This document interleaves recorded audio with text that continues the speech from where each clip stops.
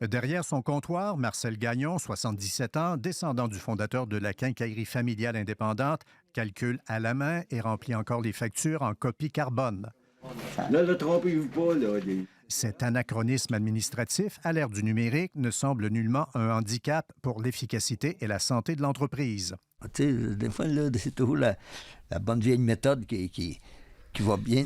Nous aussi, on a fait des bonnes affaires en Maudine, ici, là. C'est du un quart.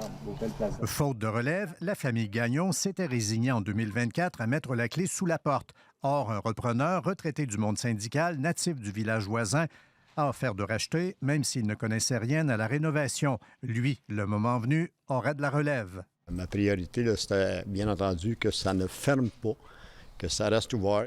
Un des défis du nouveau quincailler sera maintenant d'informatiser le commerce qui n'a jamais rien connu d'autre que le support papier et un système de classement par fichier rotatif pour les principales informations. Avoir une liste de prix sur le papier, moi, je suis pas capable de fonctionner avec ça. Là, par ordinateur, il n'y a pas de problème. L'ancienne façon de faire ne semble pas avoir rebuté les clients, au contraire. Il y en a qui viennent de l'extérieur, puis ils rentrent dans le magasin, puis ils voient ça manuel, là. Mais tout le monde aime ça. Le recrutement sera aussi un enjeu. Les 12 employés sont partis à la retraite. La moyenne d'âge était de plus de 65 ans. L'un d'eux comptait 53 ans de service.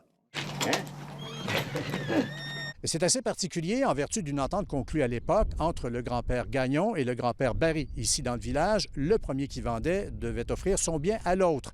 Ainsi, récemment, les Barry avaient acquis la cour à bois. Le nouveau propriétaire de la quincaillerie, maintenant, la leur louera. Des poubelles noires, des grosses, il en reste une.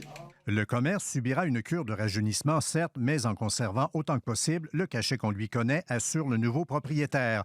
Comme par exemple, entre les vis, les bouts de tuyaux et les marteaux, de la farine de sarrasin et des petits pois qui, garantit-on, font la meilleure soupe. Ici Louis Cloutier, Radio-Canada, Sainte-Ursule.